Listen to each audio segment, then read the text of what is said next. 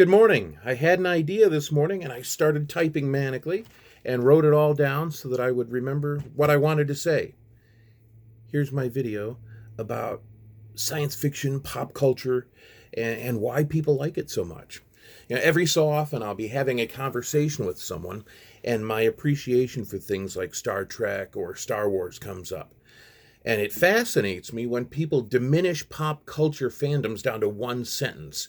They'll say, Star Trek is the one with the funny hand gestures and the goofy ears, or Star Wars is the one with glow swords and the big tall furry guy. And they just don't get it.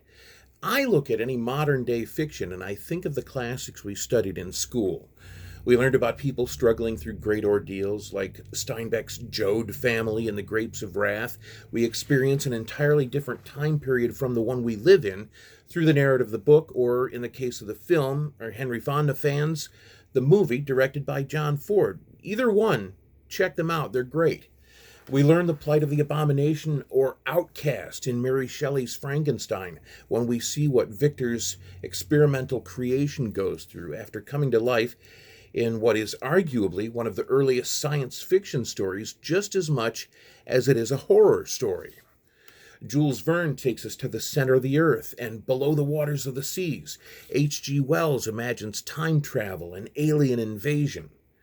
Now, modern era creators such as Gene Roddenberry and George Lucas take story ideas and they set them in fantastic places or the future or places long ago and far away to make them digestible. Roddenberry tackled subjects like racism, classism, life-altering choices, and what it means to be different in clever stories utilizing top writers like Dorothy Fontana, Harlan Ellison, and more. Star Trek featured a main cast in the late 1960s, mind you, featuring an Asian, a black woman, a Russian, a Scotsman, an Iowa-born captain, a Southern doctor, and a half-human first officer. Dr. Martin Luther King Jr. so loved the show that when he heard that actress Nichelle Nichols was planning to leave, he personally asked her to remain. As her character, the communications officer Uhura was a role model for black people everywhere. Leonard Nimoy's Spock was a child of a mixed marriage and dealt with issues of feeling like he didn't belong with either his mother's people or sometimes even his father's.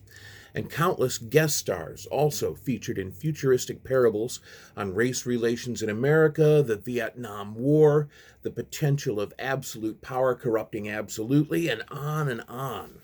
In comic books, Stan Lee's Marvel heroes like Spider-Man, the Fantastic Four, the Hulk, they brought real-life emotions and problems to the page for readers who may not have reached for books like, say, The Catcher in the Rye or other more respected works.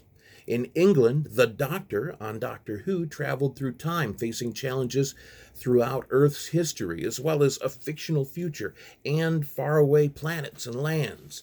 The adventures of the charismatic Time Lord continue to provide enjoyment for children and adults alike, and that show started in the early 60s. In the 1970s, as a gas crisis raged and the world dealt with the continued aftermath of Vietnam and the ongoing threat of the Cold War, films like Jaws, Star Wars, and Close Encounters of the Third Kind offered strong and exciting characters in really interesting and adventurous situations. Star Wars showed the journey of a lonely farm boy raised by his aunt and uncle because he was an orphan. You don't know where his parents are in the first film, so all he has is his aunt and uncle. He becomes a hero after being a nobody on this backwater planet, and he rescues the princess and saves the day. It's a story old as time, but told in a brash, new and exciting way with groundbreaking visual effects and a storytelling style that borrowed as much from the classic serial shorts and World War II dogfights as it did from literature and films by Akira Kurosawa. As Star Wars continued into The Empire Strikes Back and Return of the Jedi, we see the great struggle between perceived good and perceived evil as both sides strive to bring their interpretation of order to the galaxy. When you really start to think about what is underlying all of it, it makes the story far more interesting than just seeing Ewoks throwing rocks at stormtroopers. There's multi-levels in all of that stuff.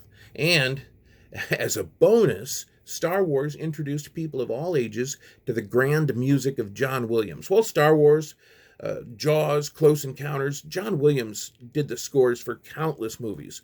And he became a gateway drug to composers such as Beethoven, Holst, Mozart, and others for me. Had it not been for the music of John Williams, I highly doubt that my music collection would be as diverse as it is today. And the Beatles were my gateway drug to other things like Ravi Shankar. So there's all of that that adds in when you really embrace pop culture. It can be a lot of fun and it can be enlightening. Now, the fictions that people like I grew up with are still dismissed by people who don't understand. But if they took the opportunity, they just might see that these adventures are as relevant as Aesop's fables or the compelling novels of at least a half a dozen of the greats. They're simply told a different way, on movie screens, on television screens.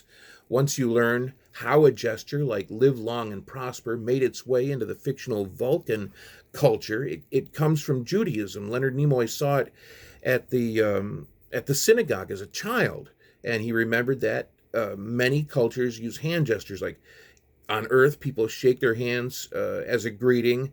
In Western cultures, or the Asian cultures, have a bowing.